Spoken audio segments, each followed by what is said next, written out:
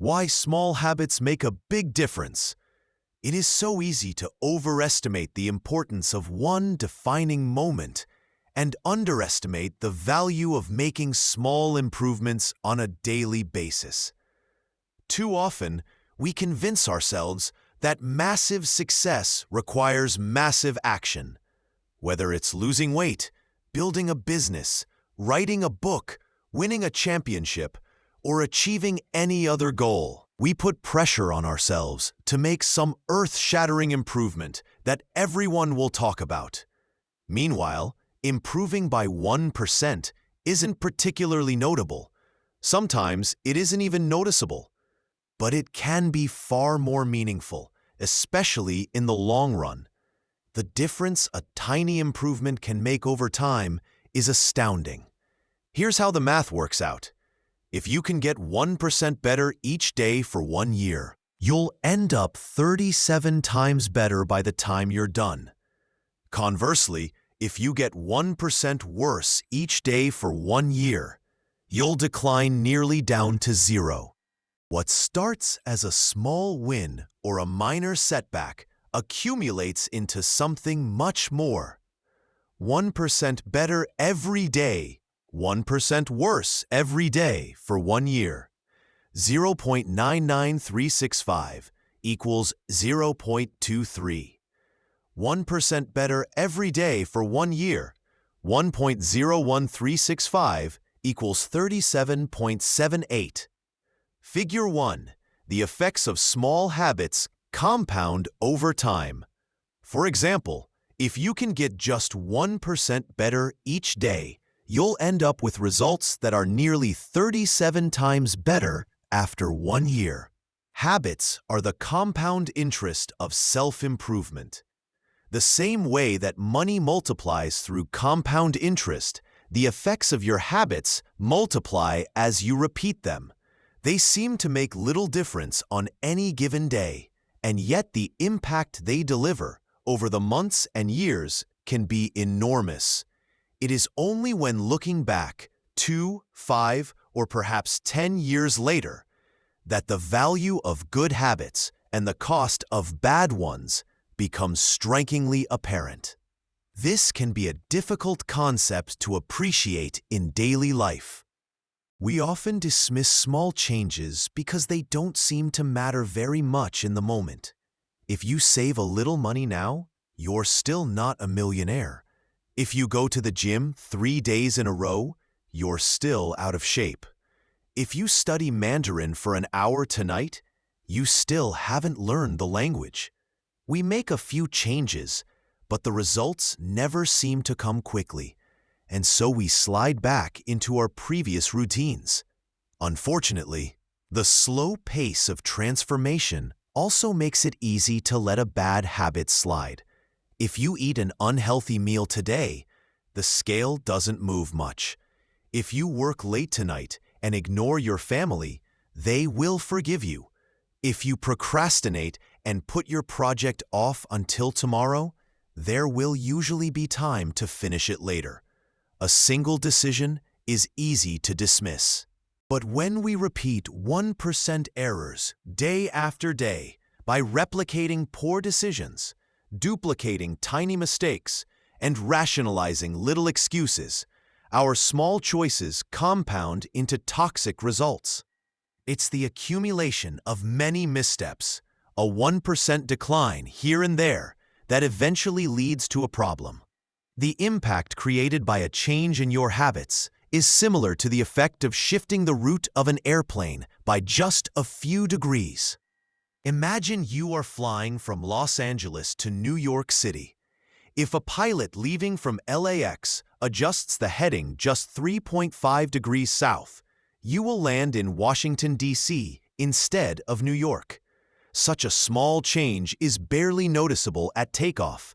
The nose of the airplane moves just a few feet. But when magnified across the entire United States, you end up hundreds of miles apart.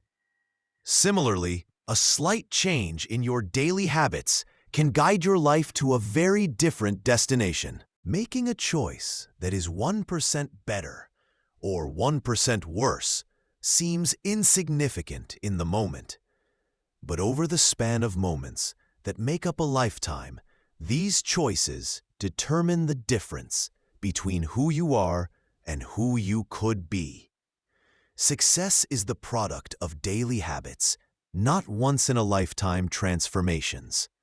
That said, it doesn't matter how successful or unsuccessful you are right now. What matters is whether your habits are putting you on the path toward success. You should be far more concerned with your current trajectory than with your current results. If you're a millionaire, but you spend more than you earn each month, then you're on a bad trajectory. If your spending habits don't change, it's not going to end well.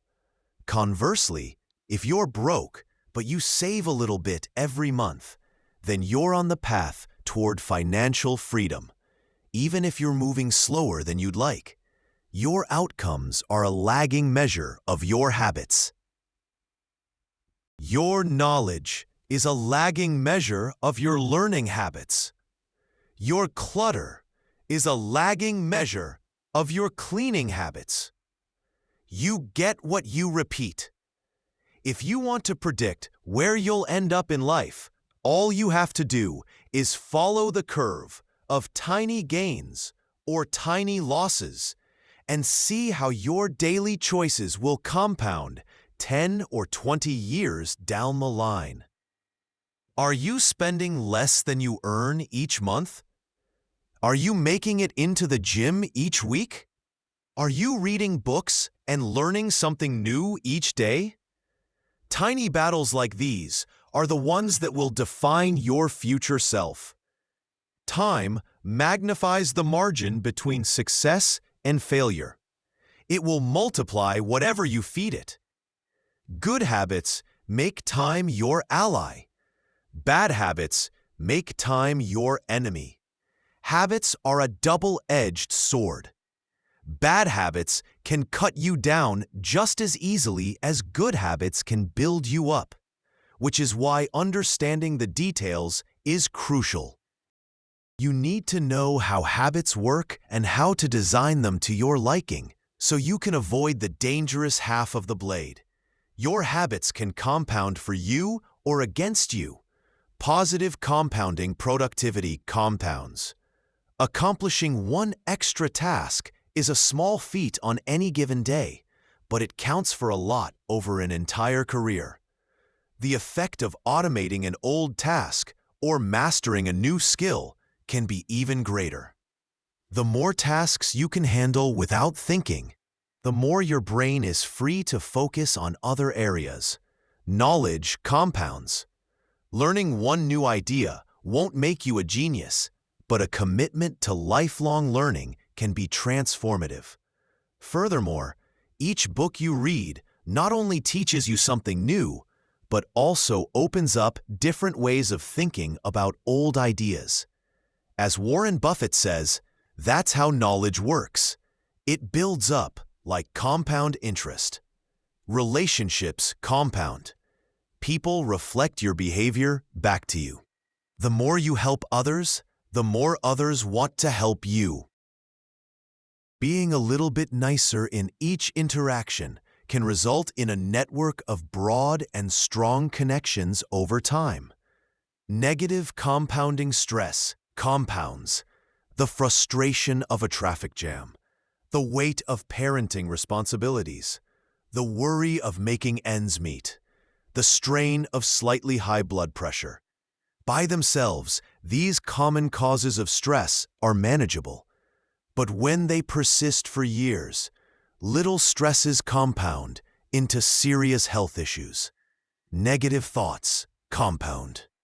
The more you think of yourself as worthless, stupid, or ugly, the more you condition yourself to interpret life that way. You get trapped in a thought loop. The same is true for how you think about others. Once you fall into the habit of seeing people as angry, unjust, or selfish, you see those kind of people everywhere. Outrage compounds. Riots, protests, and mass movements are rarely the result of a single event.